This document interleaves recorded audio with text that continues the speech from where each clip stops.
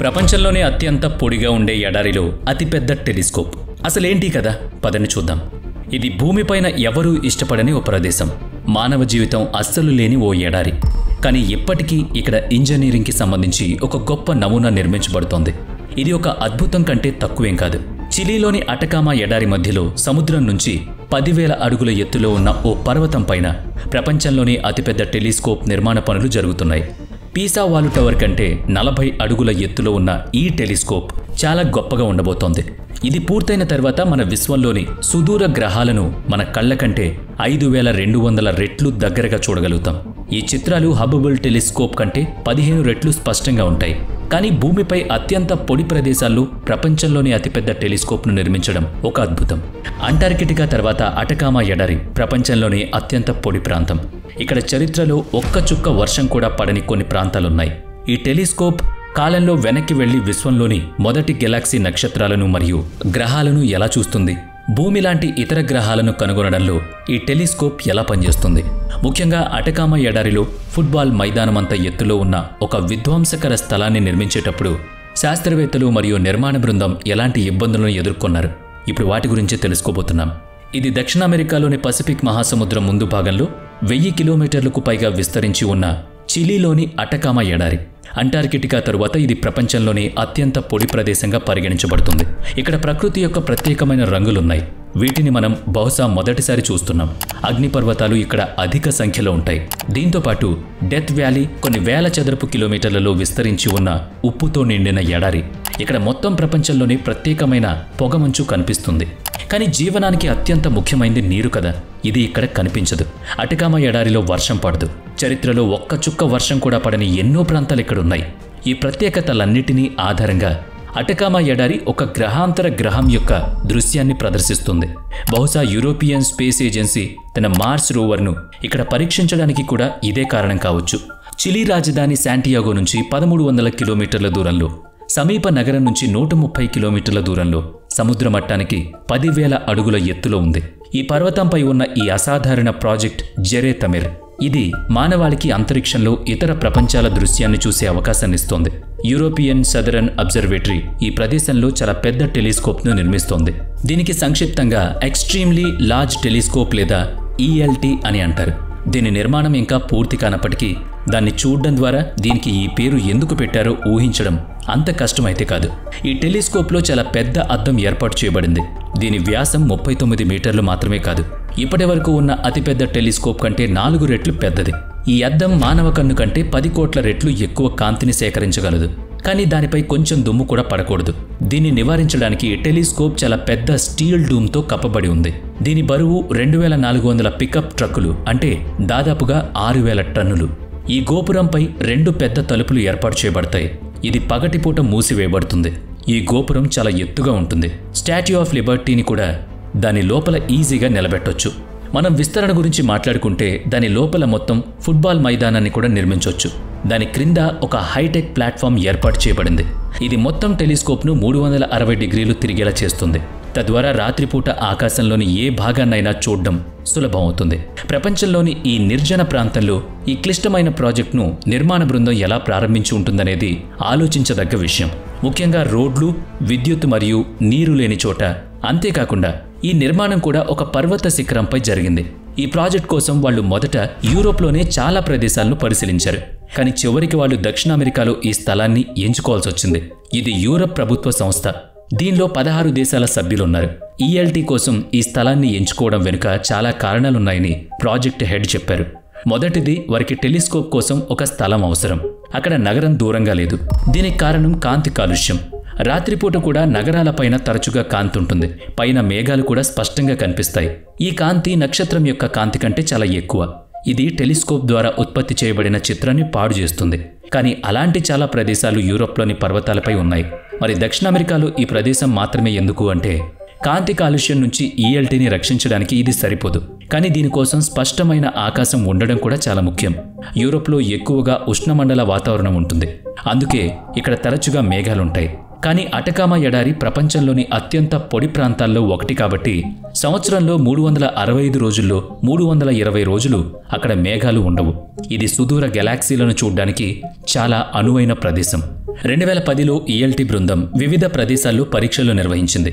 చివరకు వాళ్లు అటకామా ఎడారి ఉన్న ప్రదేశం ఉత్తమమైందని కనుగొన్నారు. 3000 మీటర్ల ఎత్తైన పర్వతాన్ని సెర్రో అమెజాన్ అని పిలుస్తారు. కానీ సమస్య ఏంటంటే ఇతర పర్వతాల మాదిరిగా కాకుండా ఇది చాలా పదునైన పర్వతం. అంటే ఈ స్థితిలో దానిపై ఎలాంటి నిర్మాణాలు సాధ్యం కాదు. అందువల్ల ఈ పర్వతం యొక్క శిఖరాన్ని కత్తిరించి 7 ఫుట్బాల్ మైదానాలంతా పెద్ద ప్రాంతాన్ని నిటారుగా చేయడం చాలా ముఖ్యం. ఈ పని గొడ్డలి సహాయంతో చేయడం చాలా కష్టం మరియు ప్రమాదం. కాబట్టి 2014లో నిర్మాణ బృందం పర్వత పైభాగంలో వివిధ ప్రదేశాల్లో రంధ్రాలు చేయడానికి పేలుడు పదార్థాలను ఉపయోగించింది. పేలుడు పదార్థాలను అక్కడ ఉంచి రిమోట్ కంట్రోల్ ఉపయోగించి వాటిని పేల్చారు. ఈ ప్రక్రియతో పర్వత పైభాగంలో 100 మీటర్ల వెడల్పు చేయబడింది. ఇందులో 47 లక్షల క్యూబిక్ మీటర్ల మట్టి ఉంది. ఇది చాలా మొత్తంలో ఉన్నట్టే. మట్టి మరియు రాళ్లను తొలగించిన తర్వాత పైభాగాన్ని సరిచేశారు. పైకి చేరుకోవడానికి ఒక మార్గాన్ని కూడా తయారు చేశారు. కానీ ఇది ప్రారంభం మాత్రమే. పర్వతం పైన 7 ఫుట్బాల్ మైదానాలంత పెద్ద సరళ మైదానం తయారు చేయబడింది. కానీ అదే సమయంలో చాలా పెద్ద సమస్య తలెత్తింది. దీని కారణంగా పర్వతం పైభాగంలో వివిధ ప్రదేశాల్లో సింక్ హోల్స్ ఏర్పడుతున్నట్టు ఈఎల్టీలోని ఇంజనీర్స్ బృందం గమనించింది. ఈఎల్టీ పునాది వేయడానికి ఇది అతిపెద్ద సమస్య. వాస్తవానికి పర్వతం పైభాగాన్ని పేల్చడానికి ఉపయోగించే పేలుడు పదార్థాలు పర్వతం యొక్క మూలానికి చాలా నష్టం కలిగించాయి. రాళ్లలో పగుళ్లు కనిపించాయి. వివిధ ప్రదేశాల నుంచి మట్టి మునిగిపోవడం ప్రారంభించింది. కొన్ని నెలల తర్వాత రాళ్లలో కదలికలు వచ్చాయి. కొత్త సింక్ రంధ్రాలు ఏర్పడ్డాయి. ఈ సమస్యను ఎదుర్కోవడానికి ఇంజనీర్లు ఈ క్షేత్రంలో అనేక కసరత్తులు చేసి కంపనం సహాయంతో భూమిని కృత్రిమంగా స్థిరీకరించారు. తద్వారా తయారు చేయవలసిన అన్ని సింక్ రంధ్రాలను ఒకేసారి తయారు చేయవచ్చు. చివరిగా కంపన పద్ధతి పనిచేసింది.